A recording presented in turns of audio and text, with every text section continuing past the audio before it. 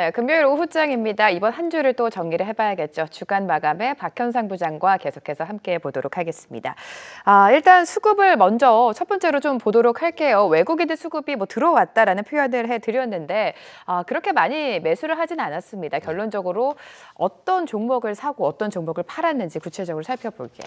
일단 네. 잠깐 보면서 말씀을 좀 드리자면 이번 주 월요일부터 목요일까지 보시면 외국인은 팔았습니다. 근데 네. 이번 주에 시장 참여하셨던 분들은 산 것 같은데. 근데 규모가 너무 작았어요. 그렇죠. 네. 월요일 날에 워낙 많이 팔았어요. 월요일이 8,700억을 팔았고요. 화요일 날 2,900억. 두 양일간 합친 게 거의 1조 1,000억이 됩니다. 그러니까 막상 어제죠. 6천억 정도를 매수를 하긴 했더라도 월요일 날 화요일 날 판 게 워낙 크기 맞아요. 때문에 지금 수치상으로 봤을 때는 매도가 나오는 거고요. 기관 투자가 입장에서는 2,700억 정도 팔았는데 이건 매주 말씀드립니다. 아마도 다음 달 초까지 이렇게 될 거고요. 그 금융투자의 그 배당 차익 거래 때문에 또 매도는 나올 것 같습니다. 매도를 통해서 우리 개인 투자자분들은 5천억 정도, 5,900억 정도 매수했다 보시면 될 것 같고요. 잠시 코스닥 보면서 좀 더 말씀을 드리자면 상대적으로 거래소 이번 주는 거래소도 좋았고 코스닥도 그렇게 나쁘진 않았습니다. 그런데 코스닥 입장에서는 외국인이 900억 정도 매수, 기관 투자가 입장에서는 1,200억 정도 매수, 그리고 개인 투자자는 1,800억 정도 일단 차익 실현을 했다 보시는 게 어떨까 싶습니다. 네, 이번 주 수급 변화를 체크해 주셨는데 월요일장에 일단 외국인의 대규모 매도 물량이 나왔기 때문에 어제장 그리고 그 전거래 매수는 좀 미비했다라고 표현을 해 주셨습니다. 이번 한 주 변동성이 굉장히 컸습니다. 월요일 같은 경우에는 미국 고용이요, 부장님 생각보다 강하게 나오면서 국제금리가 급등을 했고 주가도 주춤을 했고요. 앞서 언급드렸던 것처럼 CPI가 생각보다 완화된 움직임에 그래도 시장이 좀 빠르게 반응을 해줬던 한 주였던 것 같습니다. 이번 한 주 좀 복기를 해볼까요? 잠깐 보시면은요. 지난주 금요일 날 저희가 고용 봐야 중요하다고 된다고 그러고 하셨잖아요. 갔는데 너무 잘 나왔죠. 10만 건 이상 더 나왔습니다. 네. 예상치보다. 그러니까는 국채금리 급등을 했었는데 이게 급등을 한 상황에서 우리 시장에서 워낙 많은 부분이 외국인들이 매도를 했기 때문에 걱정을 했었던 거고, 그런데 다행히도 PPI도 약간 컨센 하회, 그리고 CPI도 근원 CPI가 컨센을 하회했기 때문에 시장이 환호를 했다 보시면 어떨까 싶고요. 그런데 국채 금리가 우리는 5% 넘는다 그랬어요. 근데 4.8에서 어제 종가 기준으로 4.6까지 하락을 했습니다. 우리는 기본적으로 4.5 정도를 어떻게 보면 약간 성장주를 매매할 수 있는 라인으로 생각하고 있는데 그나마 4.6까지 빠진 것도 다행이라 말씀드릴 수 있겠고요. 아까 말씀드린 것처럼 TSM 실적이 꽤 잘 나왔습니다. AA 수에 지속될 수 있다. 그리고 가이던스 같은 경우도 꽤 우리가 컨센 이상보다 나왔다라고 보면 어떨까 싶은데 이걸 중요하게 생각하는 게 금통입니다. 금통이 어제 동결을 했는데 우리 한국은행장님의 코멘트를 들어보시면 굉장히 좋지는 않았어요.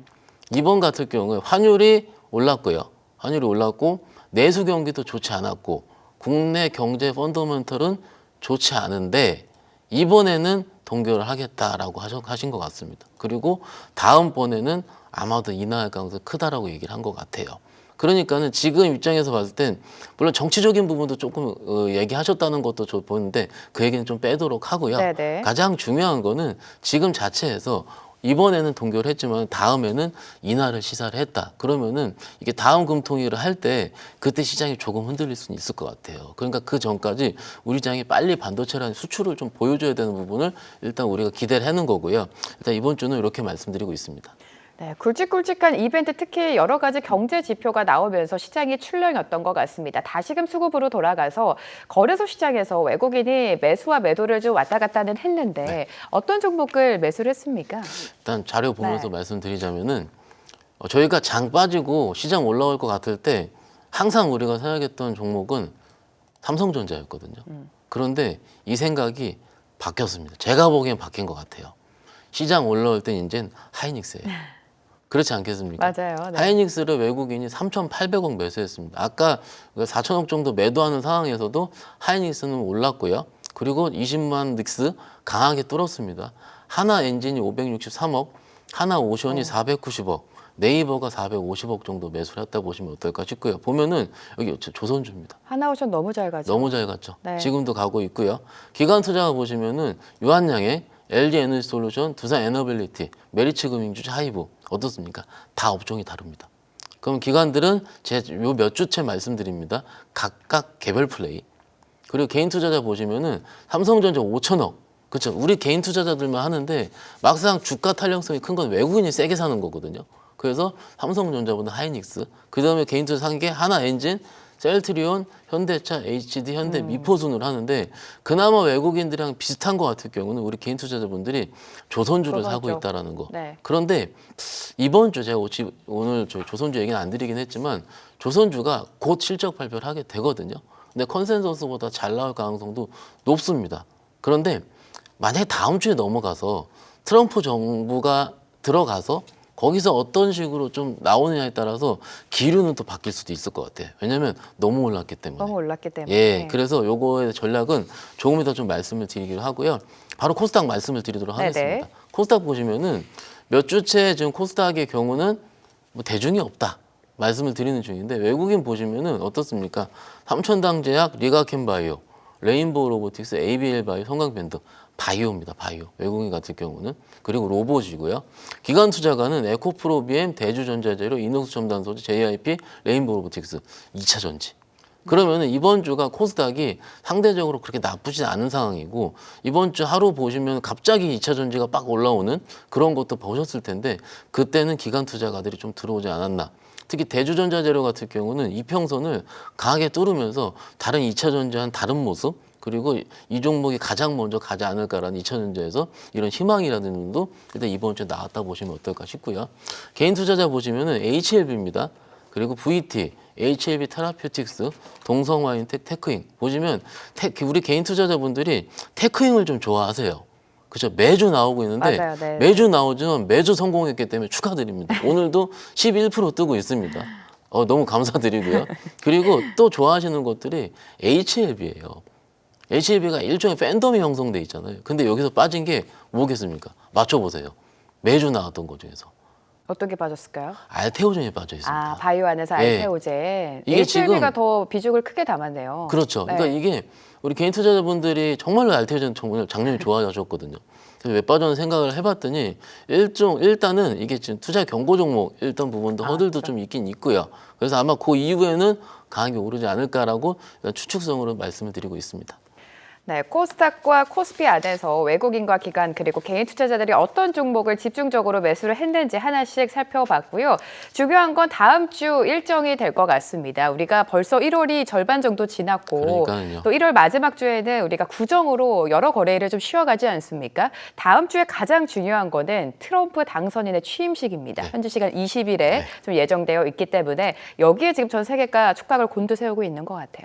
한번 자료 보시면서 네. 한번 두근두근 얘기해 보시죠. 일단 다음 주 20일 날 트럼프 대통령이 취임을 하는데 또 그날 미중신 또 휴장입니다. 그러니까는 휴장일 때 뭔가 우리가 힌트를 좀, 그러니까 장이 열려 있으면은 트럼프가 행정명령 어떤 걸 하고 왔다 갔다 하면서 우리 다음에 장을 열 때 좀 힌트를 볼 수가 있는데 일단 그것도 없어요. 미증이 있으니까. 네. 그렇죠. 그러니까 우리는 어떤 식으로 판단할지 다음 주에 많이 생각을 할 것 같습니다. 그런데 또 제가 오늘 전략 좀 이따 말씀드려야 하는데 조금 다른 얘기를 드릴 테니까 이따 끝까지 보시기로 어떨까 싶고요. 다보스 경제 포럼 24일까지 하게 되고요. 21일 보시면은 한국의 수출입 현황, 최근에 수출입 동향이 나오면서 매매 많이 하십니다. 화장품이라든지 전력기기 쪽 많이 하시기 때문에 여전히 20일까지 수출입 현황 보시는 것도 도움이 될 것 같고요. 그 다음 페이지 보여주시면요. 23일인데 우리 한국의 4분기 GDP 속보치 발표하게 되고요. 더 중요한 건 BOJ입니다. 하이닉스도 중요하죠. 하이닉 중요하고요. 예, 진짜로 막상 미국 거는 덜 중요한데 지금 우리가 많아요. 보시면은 삼성전자 갤럭시 언팩 행사도 새벽에 하게 되고요. 그날 우리가 출근해가지고 9시에 실적 발표 하이닉스도 하게 됩니다. 삼성전자 얼마 나왔죠?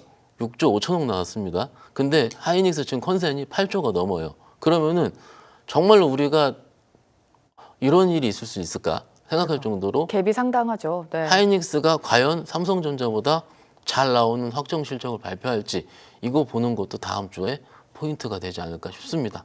그리고 BOJ도 하게 되잖아요. 그러니까는 금리 인상 걱정 많이 하시는데 이미 2차례 정도 일본에서는 금리 인상한다라고 뉴스단지 살펴봤거든요. 그런데 엔달러가 그렇게 많이 움직이진 않더라고요. 시장 우호적으로 움직이지 않습니까? 그러니까 상대적으로 다음 주에 하이닉스 더 중요할 것 같고 24일 보시면은 S&P 글로벌 미국의 1월 제조업 서비스업 PMI 예비치 발표하기 때문에 이 정도까지만 보시면 어떨까 싶습니다. 네, 여러 가지 일정까지 짚어주셨고 가장 중요한 건 마찬가지겠지만 다음 주 시장 대응 전략이 될 것 같습니다. 어떤 전략을 좀 면밀하게 세워봐야 될까요, 부장님? 일단 제가 매매하는 입장에서 네. 좀 어떻게 전달해드려 고민을 해봤고요. 일단 오늘까지 시장이 어떨까? 지난주는 제가 지지난주 어떻게 드렸냐면 단기 매매 하시라. 지난주 기억해 보시면 눌림목 대 사시라. 근데 이번 주는 눌림목에서 사되 집중적으로 자신감이 붙어갑니다. 오. 좀 바뀌지 않았습니까? LS 일렉이 장중에 15% 이상까지 올라가고 원래대로라면은 그런 호재성 뉴스 나오면은 윗골이었거든요. 근데 시장에서 한 번 정도는 더 자신감이 붙는 시장이 연출이 되고 있는 중입니다. 그런데 이것이 당장 하나의 섹터가 아닌 오늘 보시면 유리기판과 LS 그룹주들이 움직이잖아요. 어제도 그랬고요. 섹터가 다양화됩니다.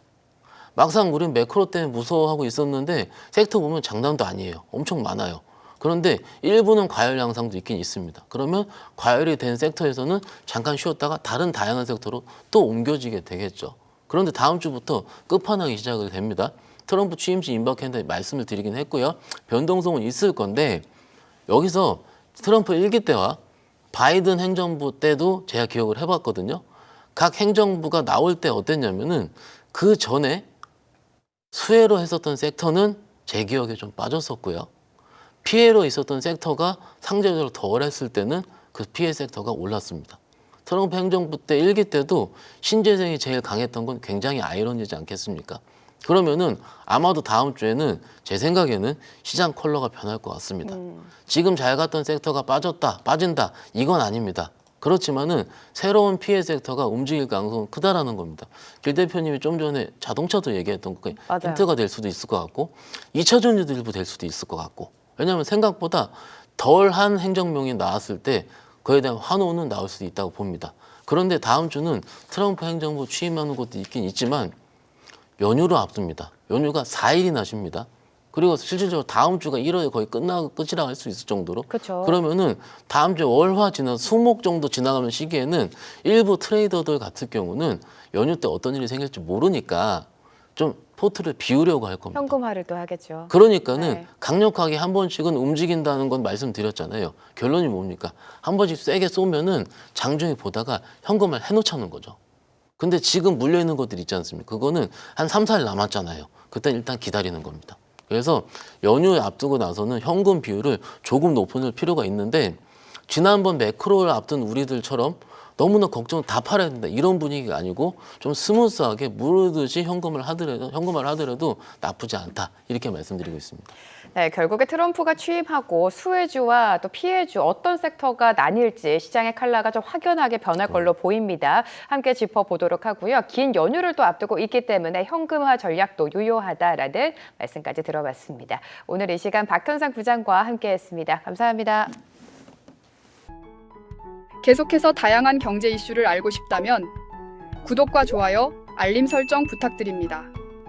AI 캐스터 권미정이었습니다.